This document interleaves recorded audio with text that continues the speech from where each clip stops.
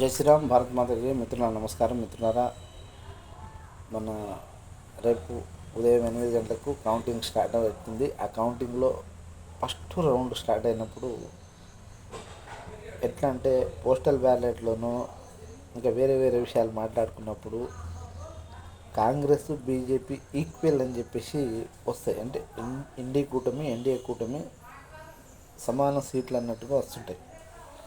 అప్పుడు కాంగ్రెస్లో ఉంటే కొంతమంది శంషగాళ్ళు టీవీ చర్చల్లో కూర్చుంటారు. ఆడ ఇవి చైనా భక్తులు, పాకిస్తాన్ ప్రేమికులు వీళ్ళందరూ ఉంటారు కదా, వీళ్ళందరూ ఒక దాంట్లో కూర్చుంటారు. ఇక దేశభక్తులు, బీజేపీ అభిమానులు ఉంటారు, పాపం వాళ్ళు కూడా.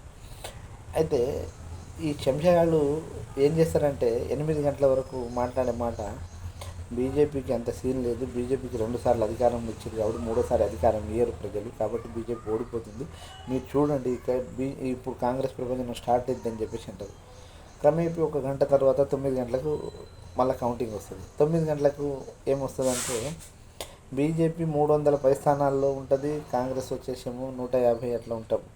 అప్పుడు వాళ్ళు ఏమంటారంటే, ఇంకా బీజేపీ ఏం చేసిందంటే హిందువులను అక్షింతలు పంపించింది, రామ మందిరం జై శ్రీరామ్ అనిపించింది, రామ మందిరం నిర్మాణం చేసినామని చెప్పేసి అంటది. అట్లా అట్లా అని చెప్పేసి ఇక హిందువుల రామ మందిరం గురించి, ఇక హిందువుల ఐకమత్యం గురించి చెప్పుకుంటూ వస్తుంది.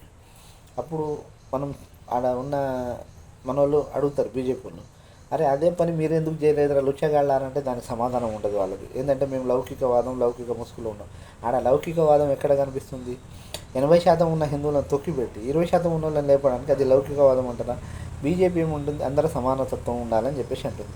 హిందూ, ముస్లిం, క్రిస్టియన్, సిక్కు, జైను అన్ని మతస్థులు, పార్సీలు ఎవరైనా సరే అందరు సమానం అంటుంది.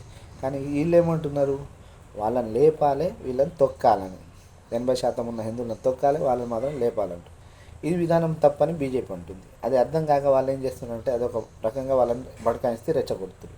వీళ్ళు చెప్తుంటారు. ఆ తర్వాత ఏమవుతుంది, 9:30 తర్వాత 9:30 10 గంటల వరకు మనకి ఇక అప్పటికి అంత తేటతెల్లం అయిపోద్ది పరిస్థితి ఏందన్నది. అప్పుడు బీజేపీ బ్రహ్మాండమైన విజయం, ఘన విజయం, మోడీ గారు మళ్ళీ 3వ సారి ప్రధానమంత్రిగా ప్రమాణ స్వీకారం చేయబోతున్నారు. ఇదంతా ఇప్పుడు నడుస్తున్న చర్చనే, అది కూడా రేపు చెప్తారు. అప్పుడు వీళ్ళు అంటారు, ఇది మోడీ గెలుపు కాదు, బీజేపీ గెలుపు కాదు, ఏం లేదు, ఈవీఎం ట్యాపింగ్ చేసి గెలిచిరని చెప్పేసి అప్పుడు స్టార్ట్ చేస్తారు వీళ్ళు. అప్పటి నుంచి ఇక వాళ్ళు మొత్తం అదే అదే చెప్పుకుంటూ ఉంటారు. అయితే దీంట్లో గమ్మతైన విషయం ఏంటంటే, వీళ్ళు ఆలోచించిన విషయం ఏంటంటే, కొన్ని రాష్ట్రాల్లో వీళ్ళు అధికారంలో వచ్చింది ఈవీఎం ద్వారా గెలిచి కదా వీళ్ళు అధికారంలో వచ్చింది. అదే అర్థం చేసుకోరు వాళ్ళు. ఏం చెప్తున్నారంటే ఈవీఎం ట్యాపింగ్ చేసిందని. అవును నిజంగానే, ఇప్పుడు ఒకటి ఈవీఎం ట్యాపింగ్ చేసిందంటే ఇప్పుడు తెలంగాణలో కూడా బీజేపీ అధికారంలో రావాలి కదా, మరి అది ఎందుకు చేయలేదు? మీరు ఒక్కటి గమనించండి, వేరే రాష్ట్రాల్లో కూడా బీజేపీ అధికారం రావాలి కదా, ఎందుకు చేయట్లేదు? కర్ణాటకలో రావాలి కదా, ఎందుకు చేయలేదు? ఇవన్నీ ఆలోచన చేయరు వాళ్ళు. ఏంటంటే నోటికి ఏది వస్తే అది వాళ్ళు చెప్పేస్తారు. ఆ తర్వాత చెప్తారు ఏంటంటే ఈవీఎం ట్యాపింగ్ల వల్లనే బీజేపీ గెలిచింది తప్ప సొంతంగా గెలవలేదంటారు. మరి మీరు తెలంగాణలో, కర్ణాటకలో మీరు ఎట్లా గెలిచిర్రా అంటే దానికి సమాధానం ఉండదు వాళ్ళ దగ్గర. ఆ మాటకి ఏంటంటే ఇది లేదు. అయితే వీళ్ళకు నేను చిన్న సజెషన్ ఇస్తాను, నా ఆలోచన ప్రకారం నేను చెప్తున్నా. చెంచగాళ్ళారా, మీరు ఒక్క పని చేయండి. మీరు ఎట్లా చెంచా అని తెలుసు, పాకిస్తాన్ ప్రేమికులంట వాడు చెప్తాడు వాడు, అడ్డంకి గాడు, మేము పాకిస్తాన్ ప్రేమికులం అని చెప్పేసి.